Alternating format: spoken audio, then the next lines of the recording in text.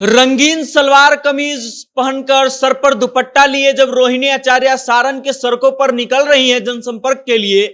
तब उनको देखकर ही कह पाना संभव नहीं है कि वो सारण में नहीं, बिहार में नहीं, बल्कि सिंगापुर में रह रही है। दरअसल रोहिणी आचार्य जब चुनाव प्रचार के लिए, लोगों से बात करने के लिए, वोट मांगने के लिए सड़कों पर निकल रही हैं, सारण की महिलाओं से बात कर रही हैं, सारण के युवाओं से बात कर रही हैं,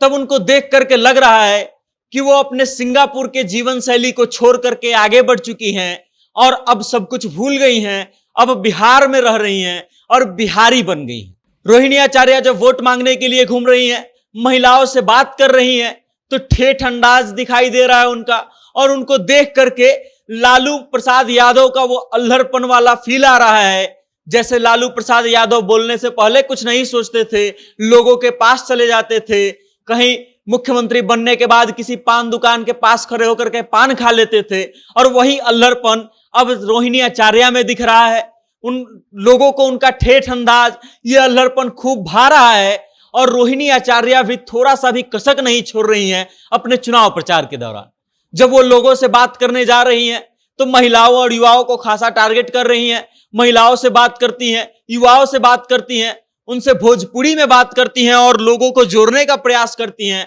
और भोजपुरी बोल करके रोहिणी आचार्य कहीं ना कहीं ये सिद्ध करने का प्रयास कर रही हैं कि जो विपक्ष उन पर, यानी कि राजीव प्रताप रूढ़ी उन पर बाहरी होने का, विदेशी कैंडिडेट होने का आरोप लगा रहे हैं, वो गलत है और वो भी बिहार की बेटी हैं, ये सिद्ध करने का प्रयास कर रही हैं। वो जब लोगों से के पास जा रही हैं तो भोजपुरी में बोल रही हैं कि जितला के बाद हम रउए लोग के बीच रहम।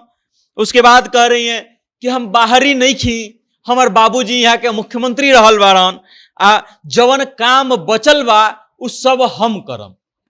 लोगों से भोजपुरी में बात कर रही हैं, महिलाओं को खासा जोड़ने का प्रयास कर रही हैं, और जब लोगों से बात करने जा रही हैं, क्षेत्र में घूम रही हैं, तो महिलाओं से बात करते समय वैसे बच्चों को भी अपने गोद में उठा ले रही हैं जो धूल से सने हो रह रहे हैं, और ये अल्हड़पन लोगों को खूब भा रहा है। रोहिणी आचार्य कड़ी टक्कर राजीव प्रताप रूढ़ी को अपने कामों की वजह से दे रही हैं, अपने इन कृत्यों की वजह से दे रही हैं। नामांकन से पहले ही रोहिणी आचार्य जो है पूरे क्षेत्र को नाप चुकी थी,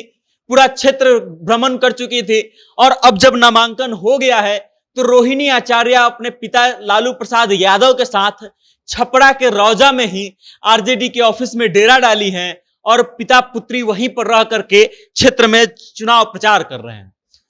सारण का अगर जातिगत समीकरण आप देखेंगे तो सारण में लगभग 18 लाख वोटर है, 4.5 लाख वोटर यादव हैं, 2.5 लाख वोटर जो है मुसलमान हैं, और रोहिणी आचार्य इन्हीं वोटरों को जो है मुख्य रूप से टारगेट कर रही हैं, क्योंकि ये 7 लाख वोटर ऐसे हैं जो रोहिणी आचार्य को अगर एक मुश्त वोट दे देते हैं तो राजीव प्रताप रूढ़ी के लिए मुश्किल हो जाएगी चुनाव।